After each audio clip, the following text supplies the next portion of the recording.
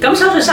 當日啦，之前都有講，大概4至6個鐘頭全身麻醉嘅手術啦。咁手術就會係當日已經做好晒㗎啦。咁做完之後咧，大部分如果傷口係跟足醫生指示去清潔、去打理嘅話咧，其實基本上2、3日左右就可以翻屋企。咁喺醫院途中當然就會有唔同嘅消炎藥啦、抗生素啦、止痛藥啦、消腫藥啦，係俾病人嘅。咁翻到屋企之後啦，亦都要係務必跟足醫生俾你嘅指示啦，咩嘢係食得，咩嘢係唔食得啦，口腔嘅清潔啊，傷口清潔好緊要啦。咁喺我哋呢度嘅話咧，其實我基本上都會請病人每個禮拜到翻嚟嘅。咁開頭一定會好密切地睇住傷口有冇發炎，有冇其他問題。之餘咧，我哋都會照啲 X 光片睇清楚當日手術嘅切口啊，一路跟進住佢哋嘅愈合嘅情況。咁途中亦都會幫病人去影相啦，咁跟進翻佢哋由術前、術後咁一路到穩定啦2年嘅時候嗰個樣貌嘅轉變。咁可以慢慢咯，係咯，呢啲步驟之下咧，其實互相嘅信任係好大。咁值得我會想講多少少就係話咧，呢個手術咧，其實除咗病人自己啦。醫生啦，其實身邊嘅屋企人同朋友都好緊要嘅，咁所以如果真係好有興趣做呢類型嘅手術嘅朋友咧，第一樣嘢都想你哋同身邊嘅朋友或者屋企人咧多啲傾一傾呢一樣嘢先，因為手術係嘅，係你自己會去做，係你會經歷嘅嘢，但係當你做完啦，某程度上一啲飲食嘅照顧啊，或者成個手術期間嘅一啲照料都要靠屋企人幫助，同埋個外觀會有變啦。咁一啲屋企人嘅支持鼓勵都好緊要嘅。咁慢慢一個團隊，包括埋醫生、病人、屋企人、家人嚟講咧，咁就會令到成件事會比較美滿啲，同埋係會順心多少少嘅。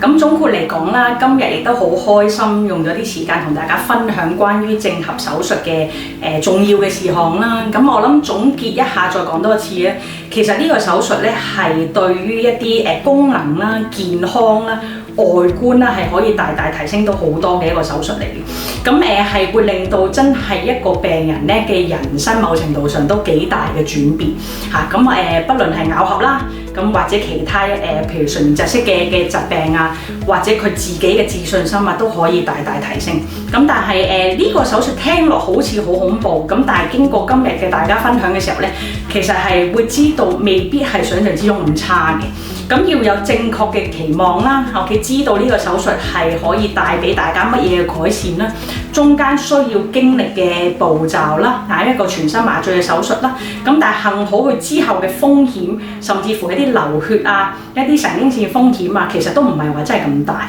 咁同埋最後就係話最緊要、最多人會擔心問嘅問題，究竟痛唔痛咧？亦都唔係大家想象之中咁差嘅。咁有別於傳統嘅整容手術啦，亦都講多次呢類型嘅手術咧，正頜手術咧係唔會用到任何假嘅物料嘅，例如一啲填充物啊、一啲矽膠啊，呢啲全部都唔會用。咁所以長遠計咧，大家唔使擔心20年、30年、40年老咗之後，個矽膠會唔會有外露、會有發炎呢啲等等嘅因素要攞走咧？呢啲其實冇，因為由頭到尾呢個手術嘅精髓咧，就係將自身嘅骨咧做一啲調教咧，去改善個面型嘅。咁所以由頭到尾都係自己嘅嘢為主。咁當然我哋喐動過啲骨之後，入邊係會擺啲鈦金屬嘅螺絲鋼片去固定啦。咁視乎個人喜好啦，嗰啲鋼片未必一定需要拆翻出嚟嘅。咁長遠計其實問題就唔大。你亦都去到安檢啊、出境啊、入境啊，都唔會有響聲。所以其實係冇乜人知道你有做過任何呢一類手術嘅嘢嘅。咁外觀上亦都係啦，冇任何明顯嘅疤痕嘅。咁所以呢一類型嘅手術嚟講咧，對於真係有咁嘅需要嘅病人係值得去考慮啦。咁我應該咁講咧，我做咗咁多年咧，其實令我最深刻係有一個好特別嘅 case， 就係佢做完之後，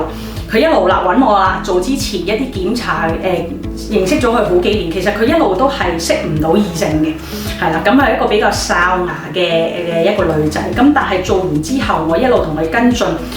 初期消晒腫啦，咁我一路跟進1年2年，咁做最後一次嘅覆診咧，佢攞咗個喜帖俾我嘅，咁所以都可以好話到俾大家聽，其實係改變咗佢一生人好多咯。咁我會想同大家講嘅就係話，如果真係有興趣或者身邊有人係需要做，我覺得係值得同周邊屋企人或者朋友去商量。如果得到係鼓勵啦，係真係決定去做嘅話咧，亦都係值得花時間約你哋信任同埋有經驗嘅口腔頜面外科醫生坐低詳細慢慢傾，睇下你哋嘅個別情況可唔可以用呢個手術去改善啦。咁跟住繼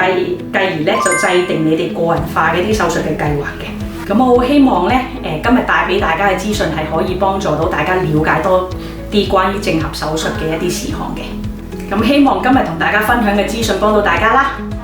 拜拜。